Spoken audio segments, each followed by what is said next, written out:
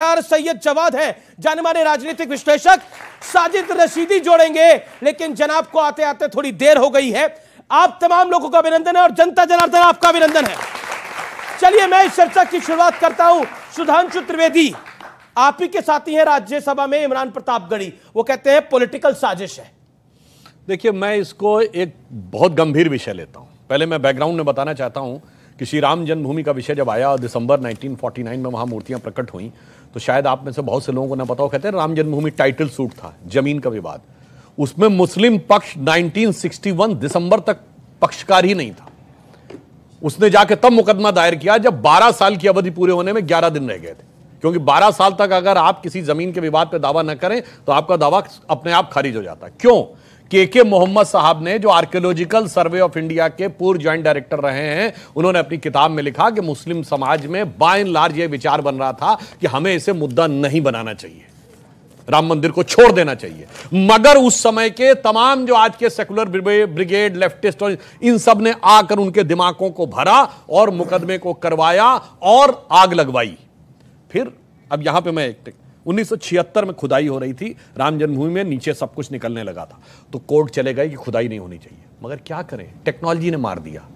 2000 का दशक आते आते रडार मैपिंग आ गई। कोर्ट ने यह प्रतिबंध लगाया था कि खुदाई नहीं हो सकती, रडार मैपिंग के तो नहीं, जैसे अल्ट्रासाउंड होता है, अंदर आपको दिख जाता है क्या है। अब रडार मैपिंग हुई है जब अटल जी की सरकार थी, कोर्ट में दिखाया तो कोर्ट ने परमिशन दे दिया। जब नीचे दिख रहा है, एक लाइन में पूरी कर दूं, मेरा राजनीतिक एक लाइन में, एक राजनीतिक मंशा है या नहीं? नहीं, राजनीतिक प्रश्न नहीं है, उससे बड़ा सैद्धांतिक प्रश्न है। क्यों?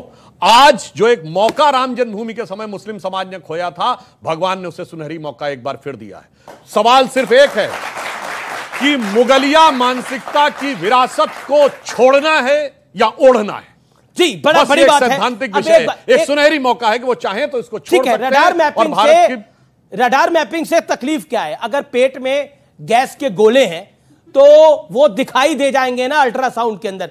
तो उन गैस के गोलों से दिक्कत है या अल्ट्रासाउंड से दिक्कत है? अगर पेट में तकलीफ होगी तो अल्ट्रासाउंड कराने के लिए जाइएगा ना। राजनीतिक गैस या बोलेंगे नहीं, गैस के गोले दिख जाएंगे मत जाइए। राजनीतिक गैस के गोले 2024 के लिए कैसे ले रहे हैं मंदिर और मस्जिद के नाम से, वो सुधांशु त्रिवेदी जी बता रहे थे। और इनकी तो सियासत ही रही है। 91-92 के अंदर भी राम मंदिर का मुद्दा उठा करके और बैटिंग करने लगे और कैसे किस तरीके से सत्ता बनाई। उस वक्त भी, आज सुप्रीम कोर्ट की बात कर रहे थे, उस जमाने में सुप्रीम कोर्ट के अंदर हलफनामा देकर के क्या करा गया वो देख रहे हैं। एक सेकंड रोकूंगा आपको, आप ही के पास आ रहा हूं। आप कह रहे हैं, आपने बड़ा आरोप लगाया, आप कह रहे हैं ये सब कुछ 2024 के लिए कर रहे हैं। मैं तो आज, लेकिन ये 2 रहे, 3 रहे, 160 रहे, 180 रहे, सत्ता में आए 300 तक आए, लेकिन उन्होंने राम मंदिर का मुद्दा नहीं छोड़ा था। एक बारी भी नहीं छोड़ा था। यानी आप मान सकते हैं कि यह सिद्धांतिक रूप से इनका मुद्दा रहा है। इन्होंने सरकारें गंवा दी, कल्याण सिंह की सरकार चली गई, लेकिन उन्होंने राम मंदिर का मुद्दा नहीं छोड़ा। अटल बिहारी वाजपेयी 13 दिन का प्रधानमंत्री, गिर गए, उन्होंने राम मंदिर का मुद्दा नहीं छोड़ा। 13 महीने की सरकार गिर गई, इन्होंने राम मंदिर का मुद्दा नहीं छोड़ा। तो सोच के देखिए, आप कह रहे हैं ये 24 के लिए कर रहे हैं, लेकिन ये तो 2 से 300 तक पहुंच गए। तो अभी और जो लोग 400 पे थे वो कहां पहुंच गए? लीजिए, अब तो आपने जो हमने आरोप लगाए तो उनको सिद्ध भी कर दिया आपने। ये तो एक्सेप्ट कर रहे हैं कि हम मंदिर और मस्जिद, हिंदू और मुसलमान की राजनीति करते हैं। ठीक है। और संवैधानिक पोस्ट पर बैठे हुए एक मुख्यमंत्री, जबकि मामला कोर्ट के अंदर चल रहा है, सब जुडिस्ट है, आ करके फैसले से पैसे बयानबाजी करने लगेंगे। तो साफ पता चल रहा हिंदू मुसलमान मस्जिद मंदिर की राजनीति क्यों करी जा रही। और आपको हिंदी पट्टी के अंदर, सुन लीजिए, हिंदी पट्टी के अंदर मध्य प्रदेश, राजस्थान, छत्तीसगढ़, इनमें चुनाव होने वाला और 2024 का चुनाव ध्रुवीकरण के ऊपर ही खेलेंगे। अब तो फ्रंट फुट पे आकर के बैटिंग करने लगे। अब क्या छुपा हुआ पर्दा? योगी आदित्यनाथ ने जो बात बोली, मुख्यमंत्री उत्तर प्रदेश, उस बयान के क्या मायने हैं? और मैंने जिस बात के साथ इस डिबेट को ओपन करा था, आपकी पॉलिटिकल मंशा है, ये सिद्धांतिक रूप से कांग्रेस, सपा और तमाम लिबरल व्यवस्था सवाल उठा रही है। राम जन्मभूमि का विषय चुनावी तो छोड़िए, राजनीतिक विषय भी नहीं है। चाहे भगवान शंकर का विषय, ये भारत की आत्मा से जुड़ा हुआ विषय है। अरे जब हम 2 सीटों वाली पार्टी थे, जिंदगी में नहीं सोचा था कभी सत्ता आएगी, तब भी उसके साथ खड़े थे। 303 सीटों के साथ भी उसके साथ। एक बात इनसे कहना चाहूंगा, अभी इनके मुंह से निकला कि गोले फेंक रहे हैं मंदिर और मस्जिद के नाम पे। मैं विनम्रता से कहना चाहता हूं मान्यवर, गोले मंदिर और मस्जिद में नहीं चलते, जहां मस्जिद बनाम मस्जिद में गोले चलते हैं, बम भी फटते हैं। मैंने उदाहरण के तौर पर दिया अफगानिस्तान में, सीरिया में, लीबिया में, इराक में, जहां कोई मंदिर नहीं बचा है, वहां भी मणिपुर में बम के धमाके, मणिपुर में क्या हो रहा है सर? अरे सर, अब मणिपुर के ऊपर आप जवाब और नहीं आपको देते बताएं, हैं। मणिपुर में भी आप ही की सरकार है सर। अभी तो इस पे बात चल। और सुनिए, सर्वे से जानते हैं क्यों डर लगता है? देखिए क्या हो गया, टेक्नोलॉजी जैसे बढ़ती चली जा रही है, घबराहट भी बढ़ती जा रही है।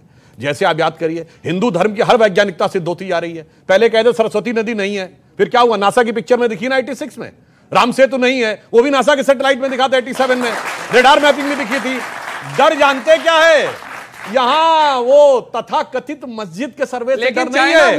और एक और बात समझ, पता चल रहा है, मानने को तैयार नहीं हो रहा है। अरे चाइना ने इंटरप्ट कर रखा है। फिलहाल चाइना की चिंता छोड़िए, ज्ञान सुनिए, अब आप जानते हैं टेक्नोलॉजी कहां आने वाली है जी। ये जो कोरोना की वैक्सीन आई तो जीनोम सीक्वेंसिंग आप लोगों ने बहुत सुना होगा। जी। अब जब सबका जीनोम मैप आ जाएगा तो वो टेक्नोलॉजी भी बता देगी कि जैसे जिन्ना के बाबा का नाम पूंजालाल ठक्कर था तो अमर अकबर एंथोनी सबके बाप का नाम किशनलाल ही होगा। बस ये डर है इनको इस बात का। ठीक है, एक सेकंड, अब मैं आपके पास भी आऊंगा, लेकिन कॉमेडी के लिए तो तालियां होना चाहिए। बहुत अच्छी कॉमेडी करी है, इसके लिए तालियां होना चाहिए। बिल्कुल सर, जीनोम सीक्वेंसिंग की बात इसमें कॉमेडी नजर आ रही है। कॉमेडी के लिए तालियां एक बार सुधांशु सर, ये ट्रेजेडी होने वाली है आपके लिए। कॉमेडी मैं स्वामी दीपांकर के पास, स्वामी दीपांकर, कॉमेडी कौन कर रहा है?